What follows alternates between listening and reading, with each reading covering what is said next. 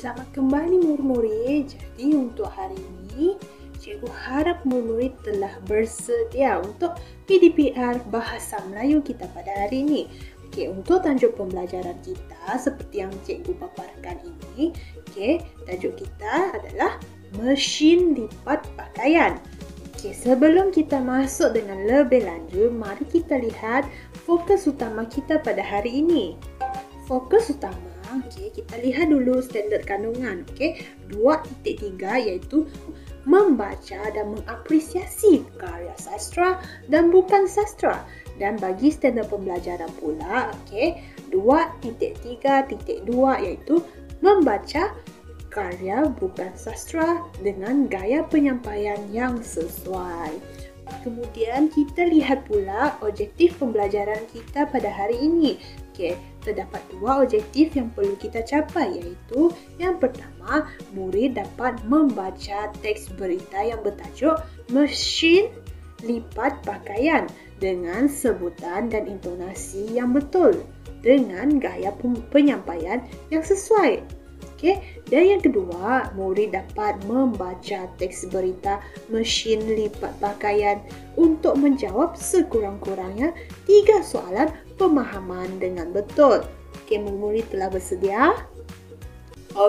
Mari kita lihat apakah kemahiran bahasa yang kita akan belajar pada hari ini. Jadi murid, kita akan belajar tentang kemahiran membaca pada hari ini. Boleh murid-murid? Sebelum tu, mari kita tonton dulu satu video berkenaan dengan mesin lipat pakaian. Mesti murid-murid terfikir-fikirkan macam mana mesin dapat melipat pakaian. Jadi cikgu akan tunjukkan dalam video ini.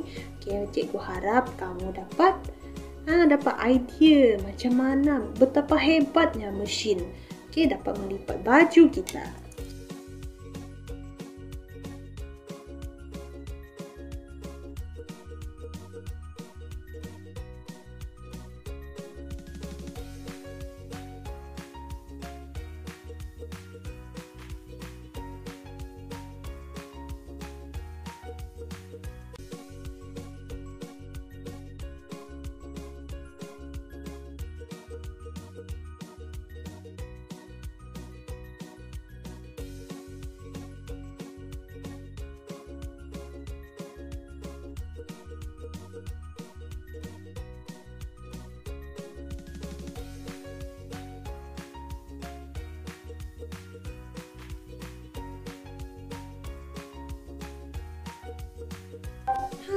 Sungguh hebat, betul tak, teknologi zaman sekarang.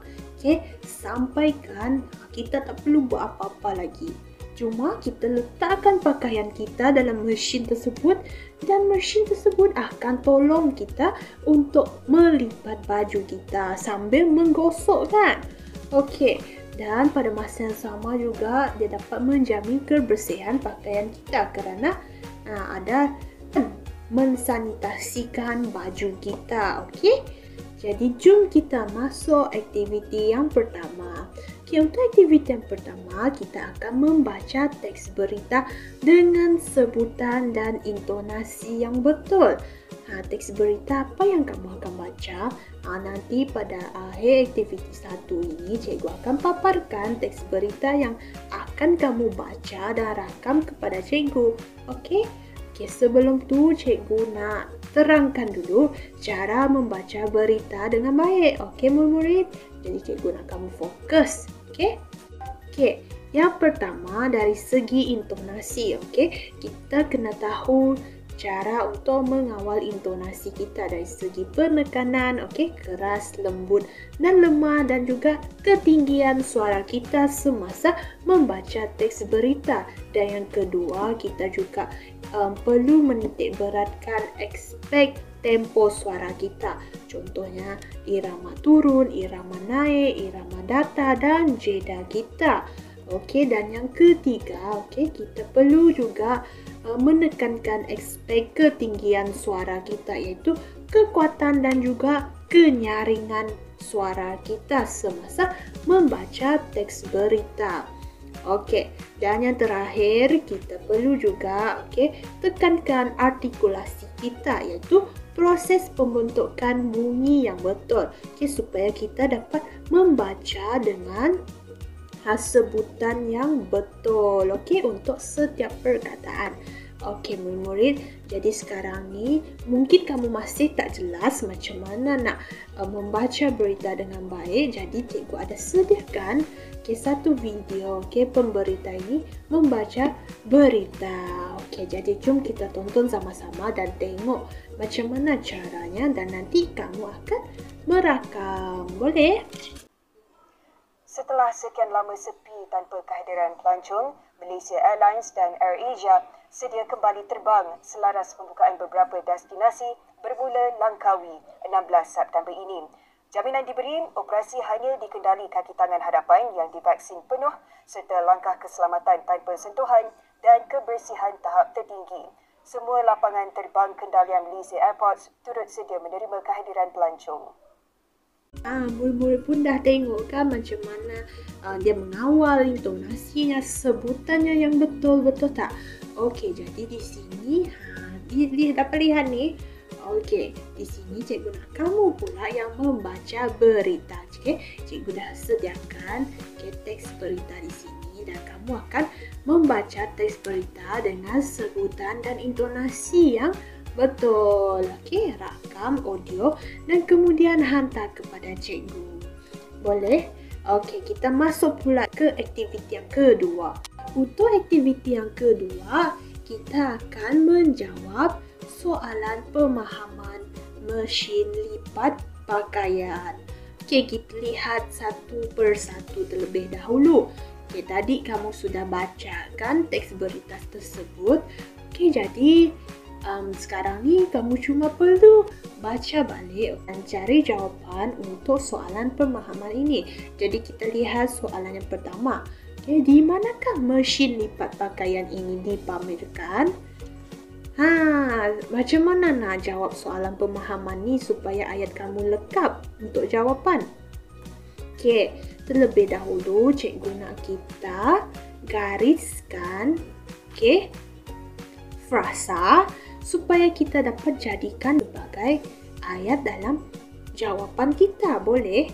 Okey, di sini cikgu akan garis sama-sama lah kan. Okey, mesin lipat pakaian ini dipamerkan. Boleh? Okey, kamu gariskan. Okey, kemudian salin balik saja. Mesin lipat pakaian ini dipamerkan di mana? Di situlah kamu akan cari jawapan dalam petikan. Boleh? Supaya ayat dalam jawapan kamu lengkap. Itulah cara kamu untuk menjawab soalan pemahaman. Okey, jadi di situ apa jawapannya? Kita baca balik petikan yang pertama.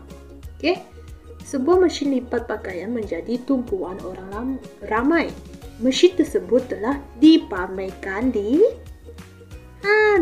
Festival Sains. Jadi jawapan kamu akan menjadi mesin lipat pakaian ini dipamerkan di Festival Sains. Begitulah cara kamu menjawab soalan pemahaman. Tidak boleh terus tulis Festival Sains. Itu akan menyebabkan markah kamu kurang. Faham tak? Okey, kita lihat pula soalan yang seterusnya.